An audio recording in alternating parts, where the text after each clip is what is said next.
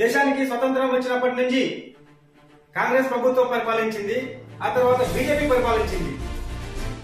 భారతదేశానికి స్వతంత్రం వస్తే ఆనాటి ప్రజలు మా బతుకులు మారతాయని చెప్పేసి కొన్ని లక్షల మంది స్వతంత్రోద్యమంలో పాల్గొన్నారు.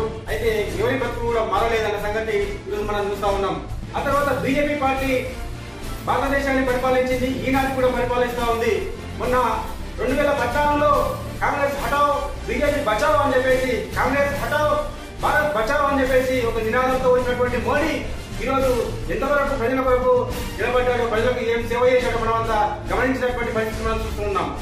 ఈరోజు చూస్తే ప్రజల కొరకు నిర్మించబడినటువంటి ఏ కర్మాగారం కానీ, ఏ పరిశ్రమలు కానీ, ఎలాంటి ప్రజా ప్రయోజనార్థం ఎలాంటి పరిశ్రమలు కానీ నెలకొల్పిన పరిస్థితి ఈరోజు లేదు. కాదు కదా, దానికి వ్యతిరేకంగా ప్రజల ఆశలైనటువంటి ఒక విమానాశ్రయం కావచ్చు, ఒక రైల్వే కావచ్చు, ఒక ఎల్ఐసి కావచ్చు, ఒక ఓడరేవులు కావచ్చు, ఒక బొగ్గు కర్మాగారాలు కావచ్చు, ఇవన్నీ ఆదాని లాంటి ఒకే ఒక్కడికి అప్పయ్యపడడానికి మోదీ ఎవరు అన్న సంగతి ఈరోజు అడుగుతా ఉన్నా.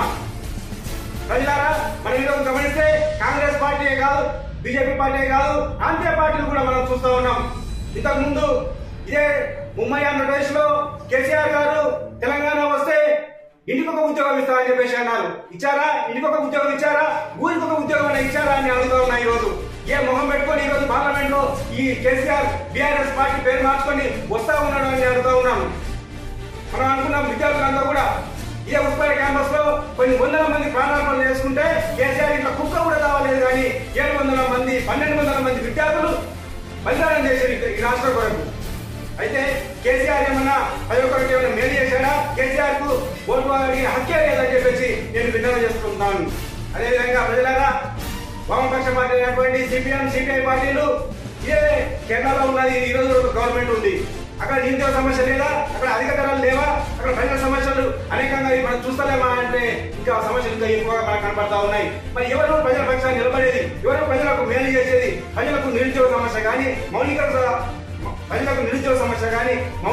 సదుపాయాలు కానీ అందించగలిగే పార్టీ ఏదైనా ఉందా భారతదేశంలో అంటే మీరు ఏ ఒక్క పార్టీని కూడా చూసే అవకాశం ఈ రోజు లేదు. మరి కారణం ఏంది అని మనం ఆలోచన చేస్తే, దేశాన్ని పరిపాలిస్తున్నది కుర్చీలో కూర్చున్నటువంటి ఇక్కడ ముఖ్యమంత్రి గారు కాదు, అదేవిధంగా కేంద్రంలో ఉన్నటువంటి ప్రధానమంత్రి కాదు, వాళ్ళ ఇంట్లో ఉన్నటువంటి పెట్టుబడిదారులు, క్యాపిటలిస్టులు యొక్క దేశాన్ని పరిపాలిస్తున్నారు, రూలింగ్ చేస్తున్నారు సంగతి ప్రజలంతా మీరు గుర్తించవలసిన అవసరం ఈ రోజు ఉన్నది. అయితే ఎస్యూసీఐ కమ్యూనిస్ట్ పార్టీ అధికారంలోకి వస్తే మేము మౌలిక సదుపాయాలు తీరుస్తామని చెప్పట్లేదు, నిరుద్యోగ సమస్య మొత్తం పోతామని చెప్పట్లేదు, కానీ ప్రజల సమస్యలు, ప్రజల వాయిస్ పార్లమెంట్ లో వినిపించడానికి మేము పార్లమెంట్ లో ఈ ఎలక్షన్ లో పాల్గొంటా ఉన్నాం. ప్రజలారా, అయితే మనము ఓటు వేసి ప్రభుత్వాలు నిర్మిస్తే మన సమస్యల పరిష్కారం కావు. ప్రజలంతా ఏకమై, దేశ ప్రజలంతా ఏకమై ప్రజా చైతన్యం చేసి ముక్కుమ్మడిగా ప్రజలంతా ఎప్పుడైతే రోడ్డు మీకు వచ్చి ధర్నాలు రాష్ట్రాలు చేస్తారో ఆనాడే భారత ప్రజల సమస్యలు పరిష్కారం అయితే అని చెప్పేసి